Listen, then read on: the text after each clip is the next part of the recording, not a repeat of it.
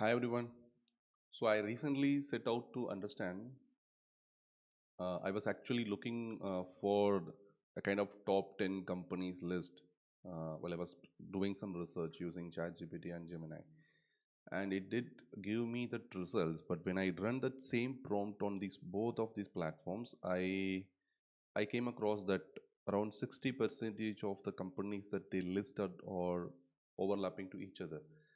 So that got me thinking like how are this how are we how do we get our brand eventually into this top 10 list of this AI, because that's already happening and is expected to happen more and more in the coming days, because people will start using chat gpt or gemini or whatever the AI tools are coming up to find the best of the best brands or products or companies that they are looking for.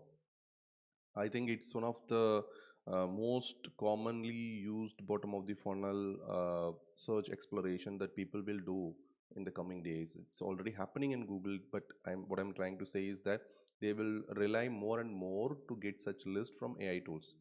Say, for instance, I'm searching for top 10 marketing agencies, and if the AI tools gives me like 10 best agencies in the world, on what criteria those 10 brands are being selected by these tools, that's what I was trying to find out.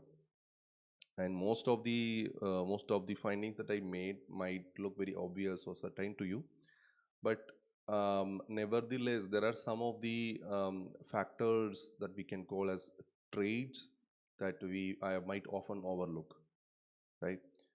So I realized there is a more nuanced brand building mechanism at play when it comes to being recognized as the best brands by AI tools.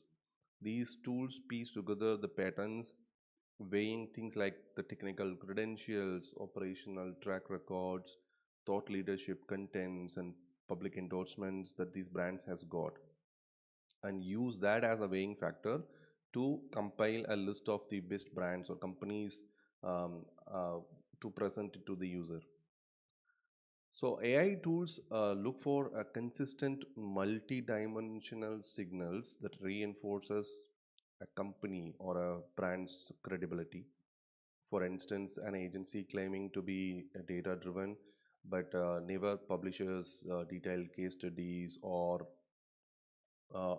exhibiting the proof that they are data driven will not be impressing those systems.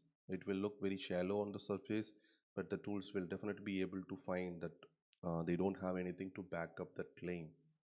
On the flip side, an agency with a steady record of industry awards, clear operational frameworks, they have a very clear operational maturity with an ongoing innovation in the energy, builds a very repetitive brand narrative that the AI can simply never ignore and must definitely pick up.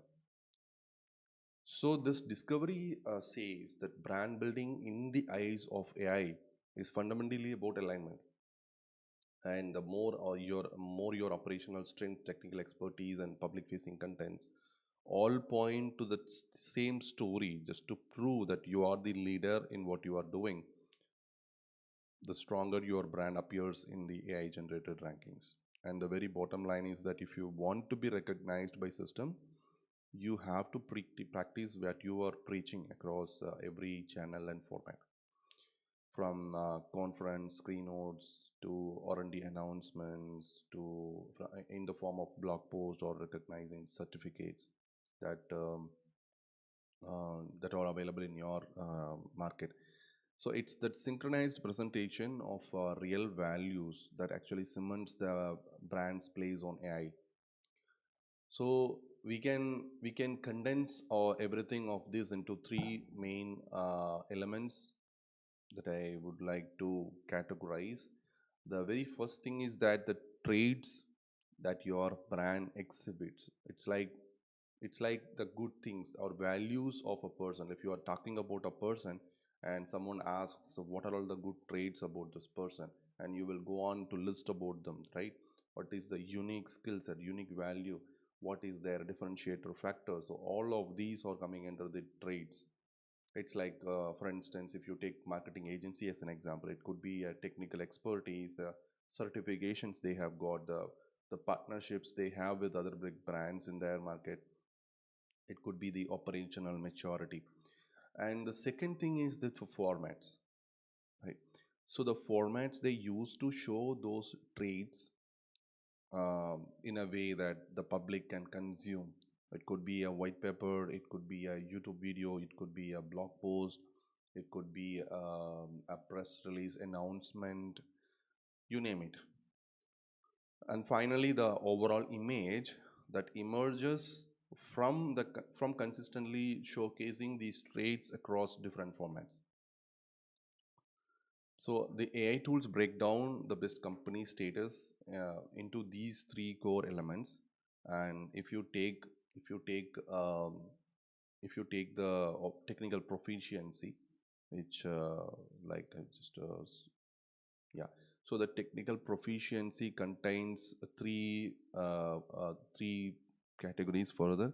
One is the expertise. So expertise could be the certifications that your brand has got, um, leading certifications that your brand has got, and the partnership that your brand is having with the other popular known brands, which can be not directly competing or directly competing brands. And second, so who are all the people involved in that brand? Who are all, is there a subject matter expert in that brand? If you take marketing agency as an example, so or their subject matter experts are present in your organization or closely working in your organizations. um, who are the leaders, and what are all their values to the community, what are all their what is their part when it comes to your domain. And the third thing is that the prestige, how recognized your brand, does that got any awards, do any influencers endorse your brand, right? Then comes the operational maturity. So operational maturity is kind of a qualitative factor rather than the quantitative factor. It goes on to three subcategories. One is the maturity level of that, the process you're following within your organization, the growth, the trajectory, how the growth looks like for your company in the recent years and recent months. Then finally, the innovation.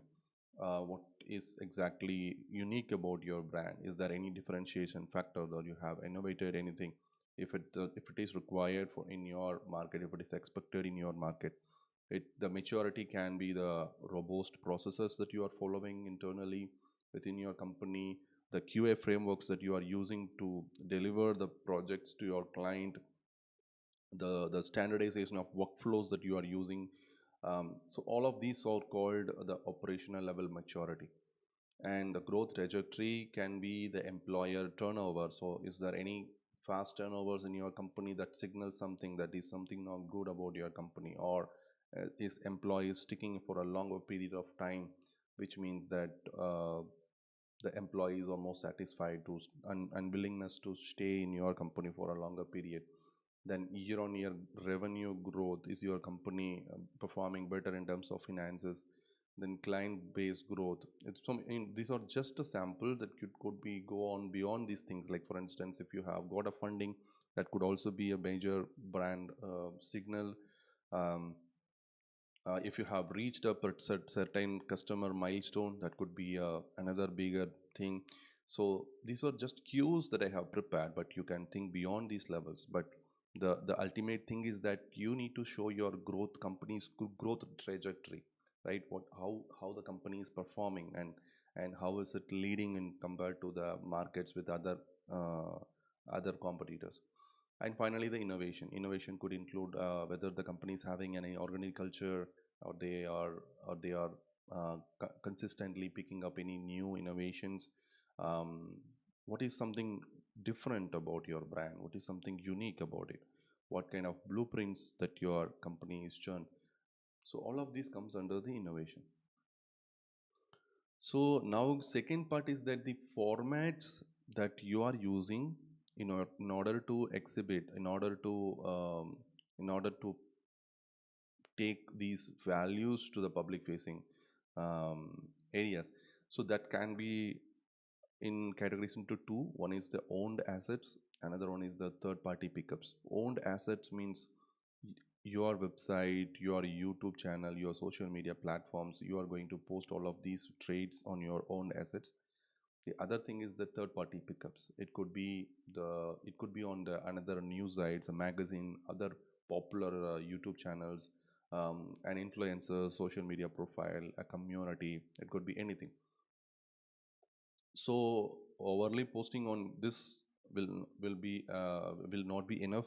You also need to think about this as well. So the more the third party media pickups has about your brand, the better the proof of evidence about these traits. You cannot say all. Of course you need to exhibit all these traits on your own assets, but doesn't mean that it could be a strong indicator of the evidence that the AI tools thinks. But if you have a balanced approach that all of these own assets is also, I mean, all of these traits are often published, often recognized by third party pickups, then your brand's value, your brand's trust is exponentially higher for these AI tools to trust, right? And I'm just listed out the formats that you can use to exhibit these values. It can be white papers, it can be conferences, it can be a social media profile, it can be a ad, it can be a case study, it can be a video that you posted on your channels or the other popular channels. It can be a podcast episode that any of your subject matter experts has participated, a PDF, a publication, etc. And what you see is that all of these uh, comes to around four kinds of outcomes. One is that your brand gets quoted often, and your brand is getting invited. It's being invited. For instance, uh, your brand could be invited for an RFP of a major brand, or your brand could be invited for a conference speaking. So then it could be being recognized, right? It could be in the form of awards, it could be in the form of a certification, it could be in the form of peer recognition. And finally, the ultimate result is that being renowned. So your brand is slowly becoming renowned, and often your brand is becoming the go-to brand when a client or when someone needs your services, or if someone if a if a if a content marketer, or if some expert is quoting your brand in one of their publication. So all of these is is very much required to build that brand authority. um, this whole process feeds right back into the brand building activity, if you see. So the more the consistently you show off your expertise and your operational maturity, your innovative edge through various formats, like whatever I have listed, the more your brand gains weight in the eye of AI. Because AI is essentially a big pattern engine. It looks for repeated signals across the web, or people talking about your frameworks, or the reputable sources referencing to your R&D achievements, or do you have a strong track record of steady and quality outputs. All of these nuances adds up in being recognized as a top brand. So I am on to a similar exercise for the brand that I'm working for.